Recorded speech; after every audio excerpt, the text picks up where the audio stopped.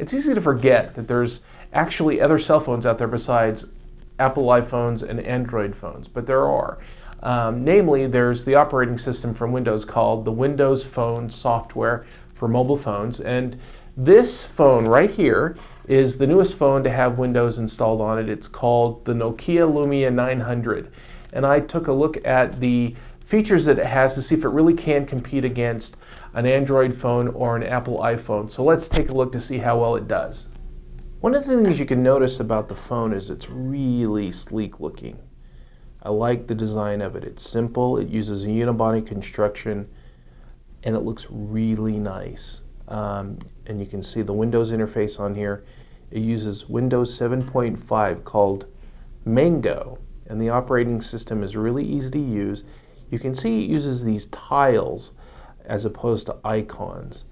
You can see that there's Xbox integration. Here's my look at all the games that I've played on it, and it keeps all of my statistics from my Xbox 360 playing and transports it over to the phone.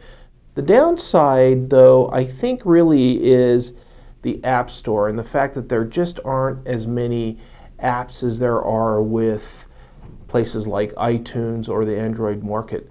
There are about 3,000 or 4,000 apps that are available on the Windows marketplace, but that isn't anywhere close to the 450,000 that are available on Android and the 750,000 that are available on iTunes.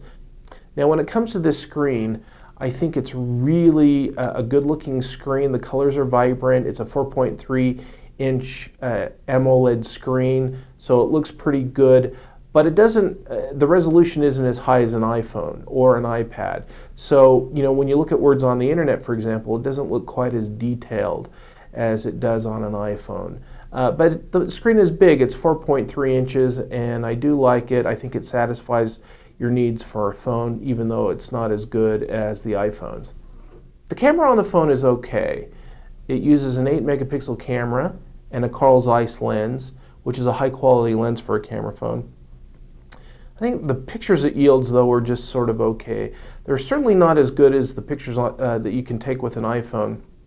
And I would say they're pretty much on par with just about every Android phone that I've used, especially when you zoom in, you can see that it's not quite as clear and detailed as you want it to be.